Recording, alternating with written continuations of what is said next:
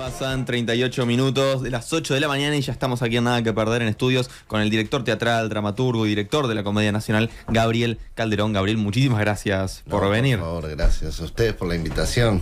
Bueno, primero que nada, Gabriel, este va a ser tu último año en la Comedia Nacional. Sí, en la comedia, esperemos. La Comedia Nacional. No tengo otras noticias. Hoy Lucas está arrancando así, pues abrió el programa diciendo es el último Nada que Perder. Y quedamos Bueno, todos. Con los finales. Claro, está dando noticias. Claro, después dijo no, de febrero, del verano. Se bueno. levantó repartiendo cedulones. Exacto. Vitales, en mi caso. Pero bueno, cuestión, ¿ves algún cambio en la comedia respecto a cuando comenzaste al día de hoy?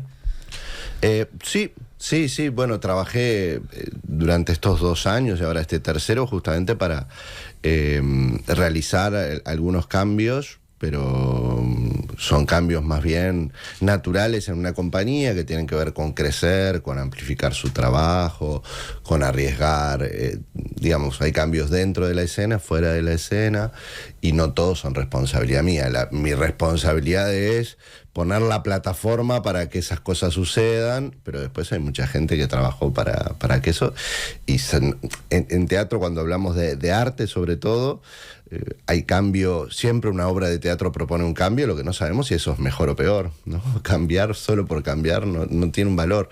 Y creo que saber si el cambio es bueno o malo necesita un tiempo, ¿no? Entonces nosotros, sin duda que, digo nosotros, pues hay todo un equipo que durante estos 3 años, ahora en el tercero, hemos trabajado sobre todo en la creencia de que el teatro ocupa un lugar central en la ciudad, que a la gente, hay algunos mitos que quisimos derribar porque no creemos en ellos, no solo por una fe religiosa, artística de no creer, sino porque el día a día de nuestro trabajo nos decía otras cosas. La primera es que mucha gente va al teatro, no es que poca gente va al teatro. La segunda, que a la ciudad, a las autoridades políticas, a los académicos, a la crítica y al público de a pie le encanta el teatro, lo valora. La tercera es que hay buena calidad en los artistas. Acá tengo intereses creados porque yo soy un artista de teatro, pero por mi propia carrera internacional uno se da cuenta y puede compararse no solo con el contexto nacional, que es donde se realiza, sino con lo que se hace afuera. Y yo veo a mis compañeros todo el tiempo en festivales y participo de esos festivales y veo lo que hacen otros países, lo que hacen incluso países con más desarrollo profesional que nosotros. Y lo que sí tengo la certeza es que Uruguay tiene que estar muy orgulloso de la calidad del arte que produce en relación al teatro. Y quedaba la pregunta de si nosotros lo valorábamos acá adentro. Entonces, con esto que yo te vengo recapitulando, que les vengo recapitulando, es que yo creo que es muy celebrado el teatro acá, que es muy valioso para la ciudadanía, y nosotros queríamos que la Comedia Nacional lo pusiera de manifiesto, que no pidiera permiso para hacer teatro, sino que dijera, bueno, nosotros somos la compañía estable de esta ciudad, profesionales, en una ciudad donde, por pena para todos, el teatro no puede llegar a la profesionalidad, hablando en términos económicos, no en términos artísticos. Tenemos la responsabilidad de poner estos temas arriba de la mesa. Y eso es lo que hemos hecho, y eso es lo que sentimos que es celebrado o acompañado o respaldado por todo el mundo. No sé, tal vez yo me escucho mucho a mí mismo decir esto una y otra vez, ya me siento un poco evangelizando, pero en realidad esto es muy humilde lo que quisimos hacer, pero muy importante, que es poner el estado del teatro en otro lugar, no porque creyéramos ciegamente en eso, sino porque todos los datos nos decían que estaba en ese lugar, pero que no lo llevábamos. Yo creo que ahora está con la comedia y quiero ser justo acá. Ayer hablaba con un amigo, incluso me decía que la comedia ahora había llevado esto por primera vez. Yo le dije, mirá, yo siento que el teatro independiente lo venía haciendo antes que la comedia, que por ejemplo todo el camino internacional que está haciendo la comedia durante hace 10 o 15 años que los vienen haciendo Sergio Blanco, Roberto Suárez, Santiago Sanguinetti, Marianela Morena, Jimena Márquez. Hay muchos artistas. Sos un defensor del teatro independiente también, ¿no? Porque creo que es una falsa dicotomía. Ahora estoy en la Comedia Nacional, inmediatamente uno se pone a pensar, bueno, el teatro independiente no está en las condiciones que la Comedia Nacional, no tiene los recursos, pero sí siento que esas son diferencias naturales, hacer un teatro público, un servicio público, el otro ser teatro independiente, pero después hay mucho intermedio, digamos, mucho medio en el abanico, en donde se ayudan, se mezclan. Por ejemplo, todos los integrantes de la Comedia Nacional vienen del teatro independiente. Y algunos vienen con solo 5 años habiendo hecho teatro y otros vienen después de 30 años de haber hecho teatro independiente. Y cuando se van, la mayoría de ellos se van a los 70, se jubilan obligatoriamente y vuelven al teatro independiente. Es decir, que hay... Después, las obras que hace la Comedia Nacional son mezcladas totalmente con el teatro independiente, porque los directores son del teatro independiente, los diseñadores, los dramaturgos, la escenógrafa, la vestuarista. Entonces, es verdad que hay diferencias, pero es una falsa dicotomía. Digamos, las obras que hacemos en el Solís no es que criamos a los actores y las actrices en cubículos en el sótano y las producciones se hacen en talleres de adentro. No, es en una mezcla continua con el teatro independiente. Entonces, es bueno diferenciar porque la reflexión ayuda para avanzar, pero es falso creer que la responsabilidad es de unos y de otros, es del todo el ecosistema. Entonces, por eso yo siento que ahora ciertos logros, si se quiere, de mi gestión a la Comedia Nacional, están muy basados en esfuerzos del teatro independiente, en los artistas que allí digamos, criaron, emergieron y sostuvieron en el tiempo, en las obras, en las ideas. Si yo tengo alguna responsabilidad, yo soy un producto del teatro independiente, ¿no? De esta ciudad, y yo trabajo internacionalmente antes de la comedia y lo seguiré siendo después, pero cuando hago teatro en mi ciudad, hago teatro básicamente en el teatro independiente. Entonces es muy importante que esa reflexión no sea ni dicotómica, ni digamos, en desmedro de otros, sino en conjunto. Y sobre todo en un sistema tan pequeño como el Uruguay, ¿no? Donde yo conozco a todos los creadores de todos los teatros, ellos me conocen a mí, sabemos que las responsabilidades son compartidas de lo bueno y de lo malo, y es importante no generar peleas entre nosotros. A mí, por suerte, nada de esto me ha pasado, pero lo vi en generaciones anteriores. No generar peleas entre nosotros porque nos distraen de verdaderos avances que tiene que hacer el teatro y que son los que disfruta la gente, porque al final de todo esto, que a nosotros también nos gusta, es eso, es la gente llenando el teatro diciendo qué bueno esto. Cuando un director pelea por presupuesto, lo que pelea es para hacer mejor teatro, no para comprarse una casa en general, ¿no? Siempre, cuando hablo, perdón si hablo mucho, me pueden cortar. No estoy acostumbrado a hablar hasta ahora, entonces no sé si estoy diciendo estoy diciendo cosas coherentes a las 8:40 de la mañana, pero tampoco las digo a las 3 de la tarde. Perfecto. No, en realidad, esto que decías, algunas frases, decías, bueno, la idea fue arriesgar, o también la propuesta era que la comedia no tuviera que andar pidiendo permiso, y creo que ya el ponerte a vos fue una idea jugada en el sentido de que venías como siendo el niño terrible del teatro, ¿no? Que con 19 años también rompiste esquemas, si se quiere. Entonces podíamos esperar algo más disruptivo, ¿no? Y vimos aquel Arde la Comedia, ¿no? Y la hoguera, si se quiere, afuera, la apuesta por Leonor Courtoisí, por hacer clásicos de otras formas. Entonces, en ese sentido, ¿cuál fue tu misión en la comedia? ¿Cuál era el objetivo con buscar estos cambios?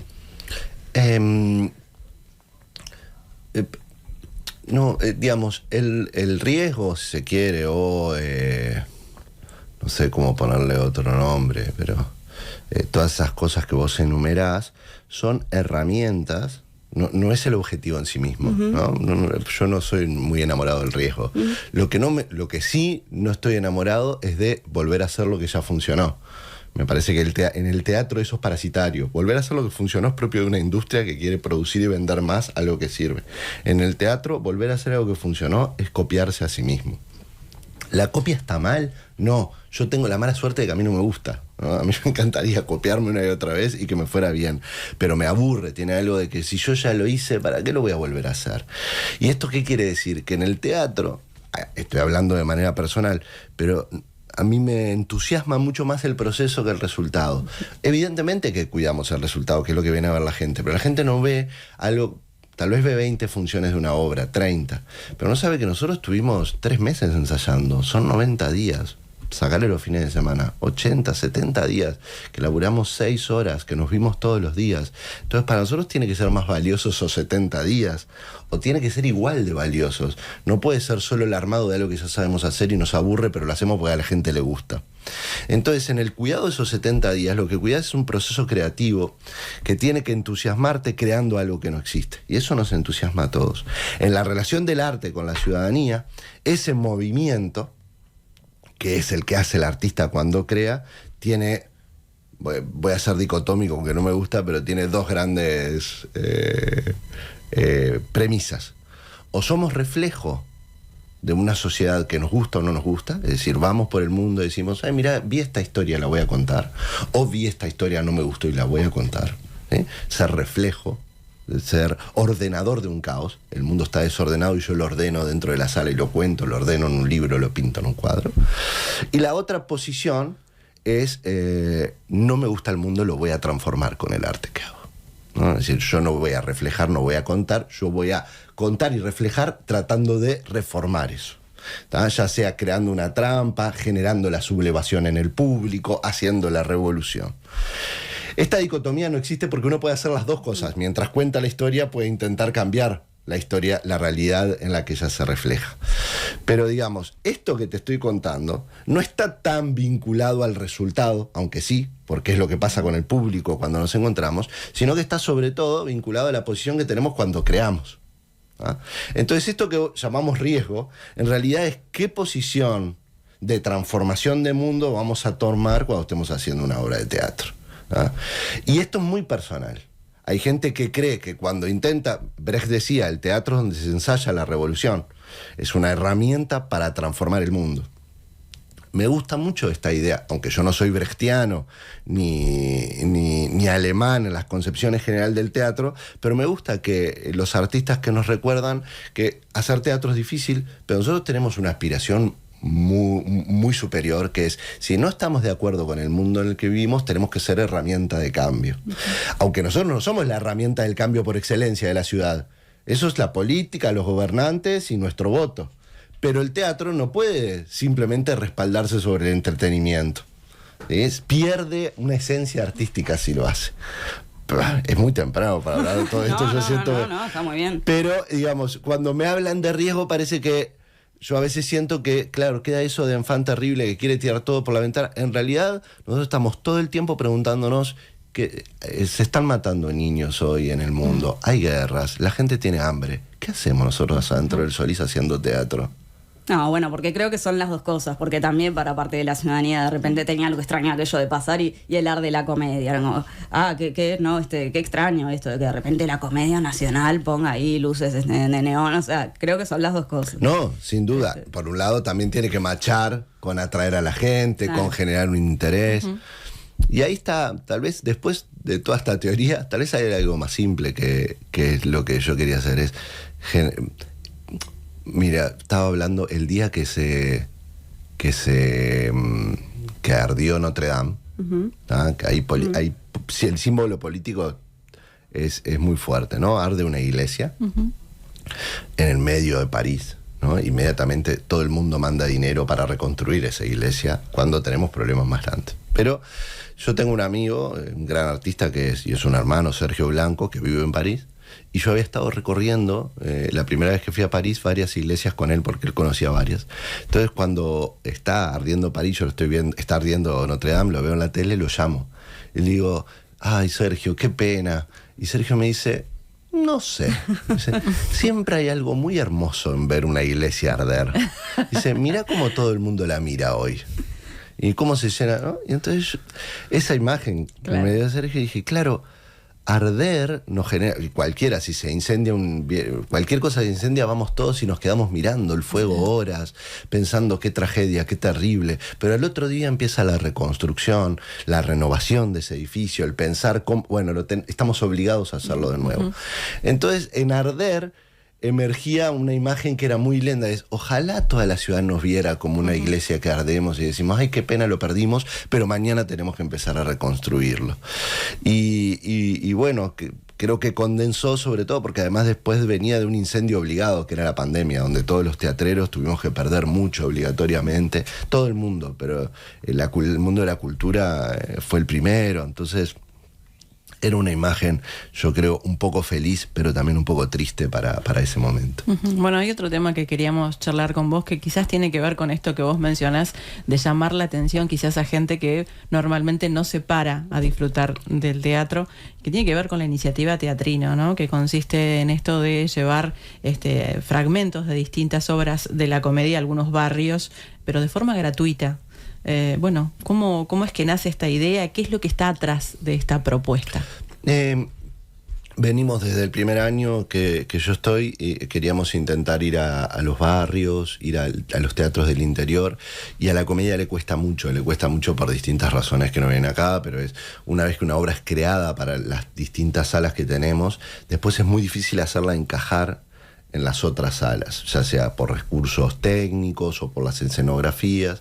Entonces poco a poco vimos, por ejemplo, lo intentamos con Esperando la Carroza, que fuimos a 2 o 3 teatros del interior, pero la verdad que era una escenografía, la habíamos creado pensando en el interior, pero sin embargo ahí hay toda una pericia que hay que saber hacer en la adaptación, que nosotros no la supimos hacer bien, y decíamos, y nos costaba ir, y decíamos, estamos haciendo algo mal. Esto es una reflexión del año pasado. Dijimos, estamos creando obras en Montevideo, en teatros, en salas grandes de Montevideo, para llevarlas al interior, pero después la realidad te pauta otra cosa. Tenemos que crear obras para ir, y no para estrenar en Montevideo. Y cuando estábamos en esto, yo dije, claro, tal vez lo que estamos pensando mal es que estamos tratando de entrar a teatros, cuando en realidad la gente está fuera de los teatros.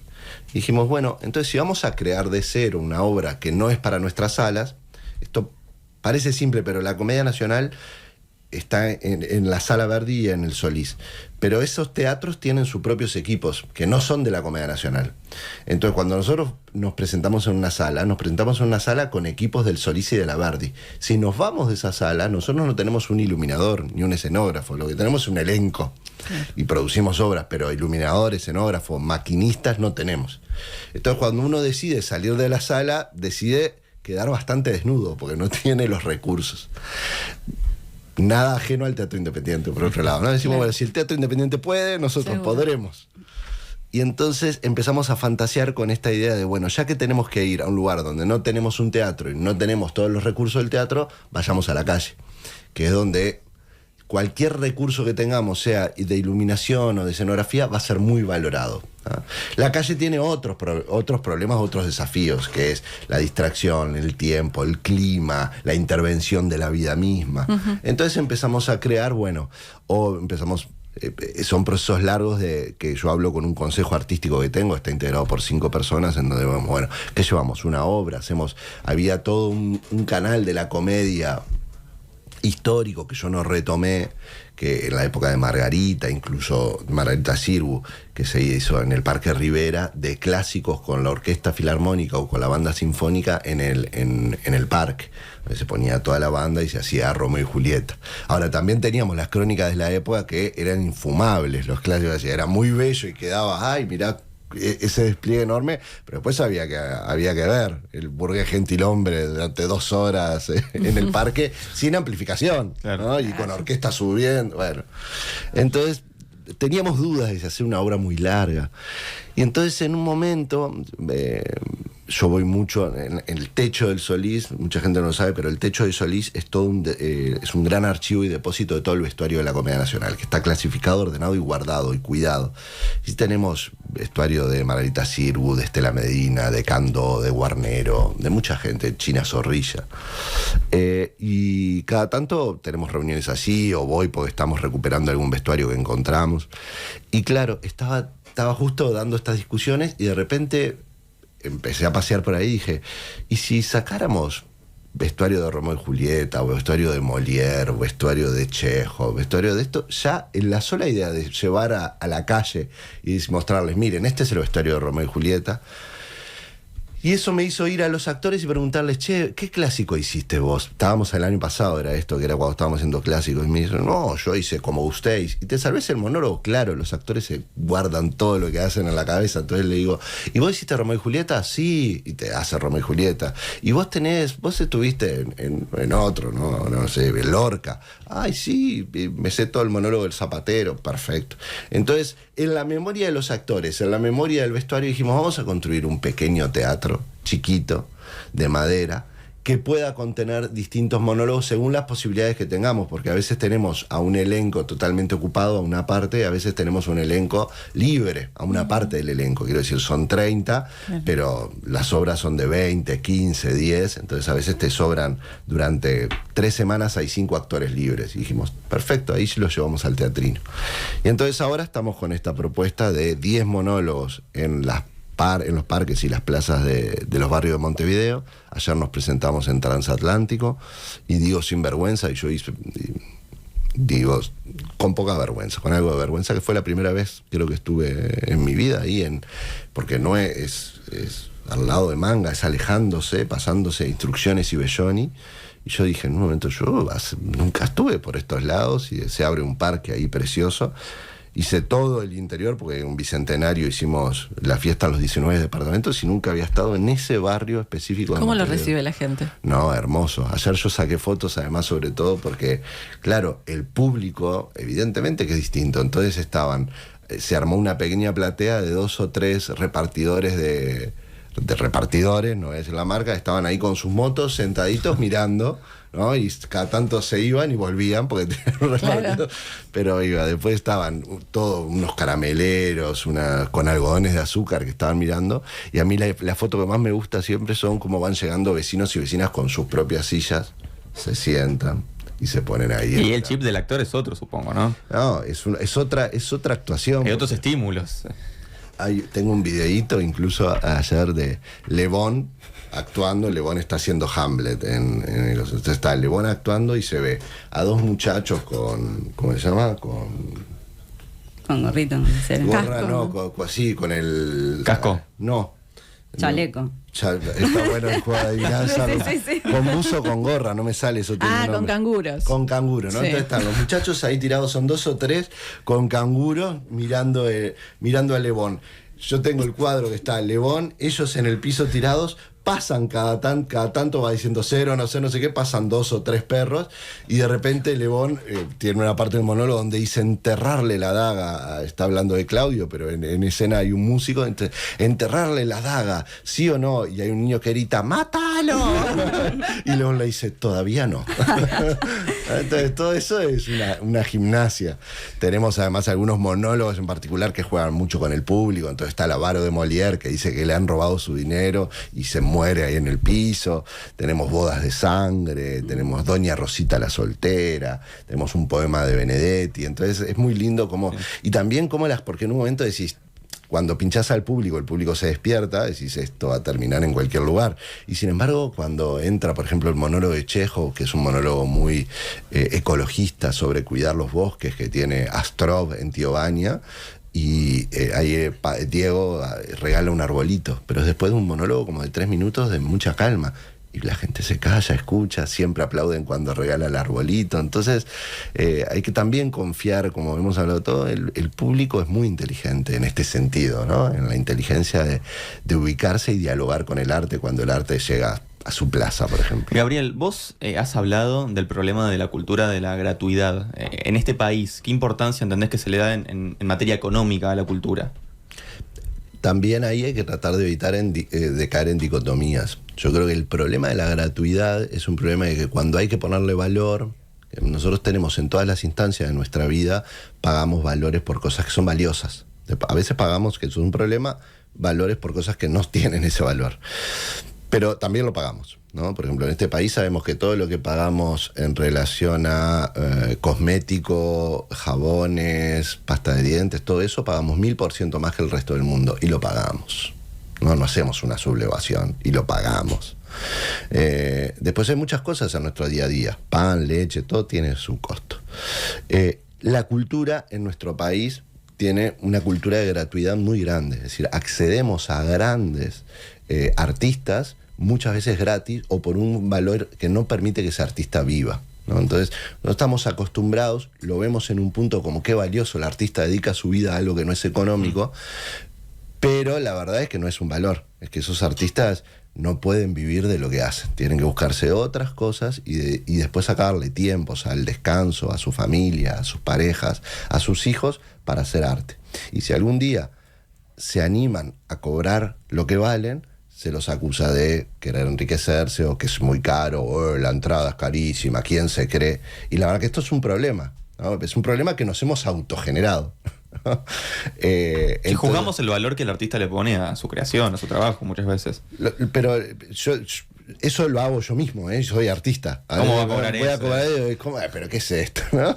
Entonces me doy cuenta que no es algo que uno hace por desinteligencia, es un problema que nos autocreamos. Disfrutamos tanto de este valor, damos tanto valor a la gratuidad, que al final cuando tenemos que dar un valor que en cualquier otro ámbito nosotros lo entendemos, por ejemplo en nuestro trabajo, cuando lo hace el artista lo queremos un desvalor.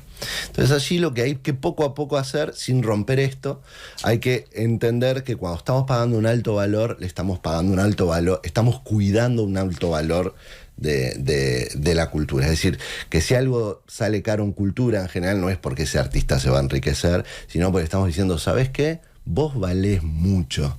Y la verdad que tal vez no me pongo contento en pagar un shampoo 800 pesos, pero pagar 800 por tu entrada me parece poco. Ahora, Gabriel, desde el sistema político justamente, porque esta es una discusión que está muy presente, ¿no? Y ha pasado mucho con la Intendencia de Montevideo, ¿no? Con esto de los grandes festivales, 300 años de Montevideo, bueno, más allá de la discusión histórica, ¿no? Otros festivales también, ¿no?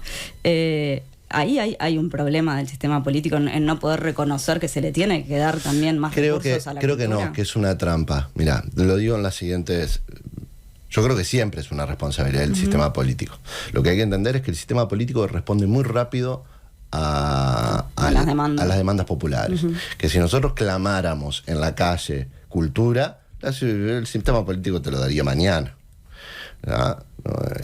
Entonces ahí hay un cierto problema, por ejemplo, que si nosotros le pedimos las 10 prioridades del país a toda la población, incluso a los artistas, muchas veces no estaría la cultura en esas 10 prioridades. Entonces después es difícil, ¿no? Lo que pasa es que los políticos también tienen que responder a las demandas de sus representantes, pero también tienen que liderar procesos de cambio que no son demandados si nosotros solo esperamos hacer lo que la gente nos demanda, hay muchos cambios que no los hacemos. Pero eso es una discusión política. La otra es entender que, por ejemplo, ahora es verdad, la Intendencia de Montevideo es la mitad del país, pero la Intendencia, yo trato de no caer en falsas oposiciones. Lo que la Intendencia hizo este año, lo hacen hace años todas las intendencias del país. Todos los festivales, y son festivales que ya incluso son fiestas tradicionales de nuestro país, festivales organizados por las intendencias en sus departamentos, con artistas grandes, pagos, incluso extranjeros. Y nosotros les llamamos fiestas tradicionales de nuestro país, y son gratuitos. Entonces, si uno atenta contra esos festivales, atenta contra cierta cultura tradicional de esos lugares. Entonces, por un lado, yo trato de decir, no es por ahí, no es quitando el disfrute de la gratuidad de algunos eventos, sino de que si vamos a hacer esto, hay que cuidar que el sistema se tiene que fortalecer. Ahora, la verdad que cuando yo me meto mucho en este tema, al final del día soy el director de la Comedia Nacional, no sé. Yo lo que he tratado, ahora trayendo la discusión a mi casa, diciendo que, por ejemplo, la entrada de la Comedia Nacional era muy barata, ¿no? Cuando yo la recibí eran 250 pesos, ¿no? Nosotros hemos tratado de hacer aumentos grandes en esa entrada por entender esto, por ejemplo, que la mayoría del público que pagaba, la mayoría por no decirte el 100%, que pagaba 250 pesos en la entrada de la Comedia Nacional, era un público de Montevideo, del centro, de un gran disfrute cultural, no era el público de los barrios. Entonces nosotros teníamos una entrada muy baja para que la gente viniera, la gente no venía, y en realidad la pagaba muy baja gente que después se iba al bar de enfrente a gastar 2.000 pesos comiendo, ¿no? Entonces nosotros queríamos subir la entrada, no para que la plata que la comedia, por ejemplo, recauda, se gasta en producciones de la comedia, ni se le aumenta el sueldo al elenco, ni yo me hago una casa. Nosotros lo que hacemos con la plata de las entradas es hacer más obras de teatro. ¿Qué quiere decir más obras de teatro? Llamamos a más artistas del teatro independiente que no cobran en ningún lugar de los que trabajan para trabajar pagos. Entonces decía, acá no estamos haciendo una trampa, tenemos que subir esta entrada y fomentar una política de accesos y de gratuidad donde sea necesaria. Entonces trabajamos con Montevideo Libre, instauramos los jueves populares, pusimos los viernes menores de 21 gratis, los domingos mantuvimos a los mayores, ampliamos nuestra oferta de acceso, pero empezamos a subir el precio de nuestra entrada, además para que se parezca a la del teatro independiente, porque si no, el teatro independiente estaba obligado a cobrar 500 pesos y nosotros teníamos una de 250 y al final del año decíamos, agotamos entradas, y era injusto, porque teníamos los recursos, podíamos no cobrar entrada, podíamos traer gente. Entonces, sin romper, a ver, me puse muy técnico, pero sin romper hay que hacer pequeños movimientos que vayan, por un lado, desacoplando la gratuidad como regla general de acceso. Hay otras maneras de generar acceso. Por ejemplo, si nosotros logramos multiplicar la producción, más gente ve, por ende más gente accede a la cultura. O sea, la única política de acceso no tiene que ser, tenés 2 obras que venga todo el mundo. Sí. Si vos tenés 10 obras, tenés más acceso. ¿Ah? Y lo que tenés que cuidar, y hoy es muy fácil, porque antes era difícil saber quién venía, pero hoy sabes de qué barrio vienen, sí, claro. Quién compró, cómo pagaron, si tienen tarjeta o no tienen tarjeta. Hoy sabes, todo eso lo sabes con datos muy rápido. Entonces es medianamente sencillo tomar estas resoluciones. Gabriel, ya como para cerrar, porque prácticamente no nos quedan minutos, pero bueno, hace un buen tiempo ya que la derecha ha acuñado la idea de esto de dar batalla cultural, ¿no? En Argentina, por ejemplo, el oficialismo lo ha planteado en términos, y hemos visto incluso a Milei, al presidente de la República, atacar a algunos actores con nombre, con apellido, ¿no? Ser muy puntual. Acá en nuestro país hemos visto que, por ejemplo, se le ha sacado apoyo al carnaval. Lo hemos visto, han sido criticados por el oficialismo, han dicho que bueno, que el carnaval está muy sesgado. Entonces, quizás la pregunta es si hay motivos, ¿no? Como para temerle, en el buen sentido, a nuestros actores.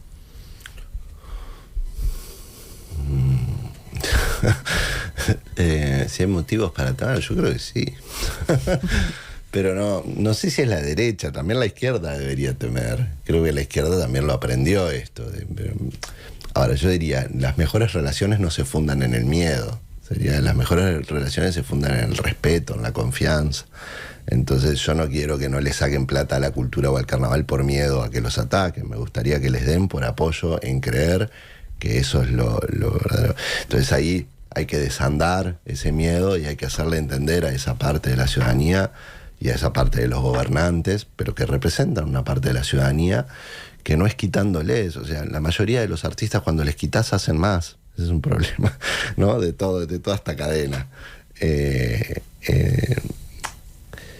diría que también hay una victoria cultural.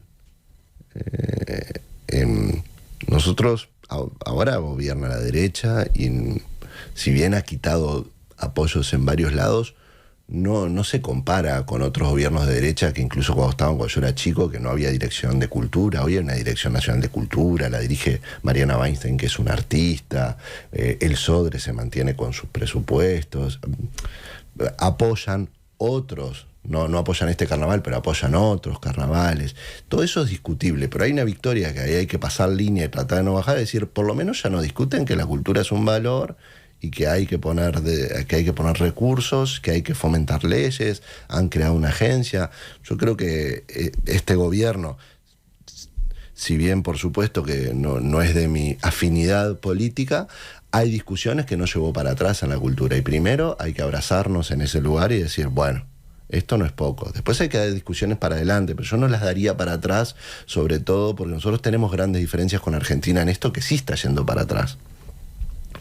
Si nosotros identificamos en los adversarios políticos o en las ideas que no nos son propias solo el monstruo, fomentamos que un día ese monstruo aparezca. Y yo creo que hay que felicitar por lo menos a un gobierno que no es el que yo voté, por ejemplo, decir, bueno, pero al menos no tiraron atrás las leyes, están haciendo apoyos en la cultura en otros aspectos, aunque no son los que a mí me gustaría, y tratar de que democráticamente venga un gobierno que esté más de acuerdo con uno. Pero digamos, yo no rubricaría esa idea de el monstruo que va contra la cultura aquí.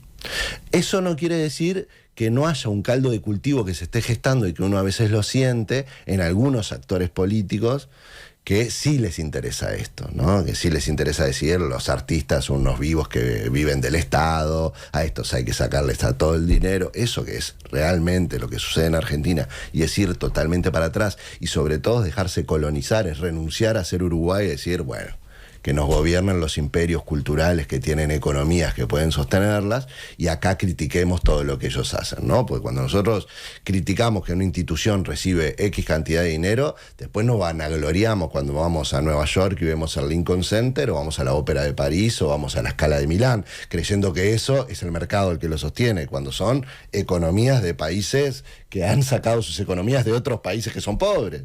Entonces, yo me alegro que existan, los disfruto. Lo único que pretendo es que cuando lo intentamos acá no nos critiquen comparando con vidrios rotos de escuela, que es lo que nos sucede mucho.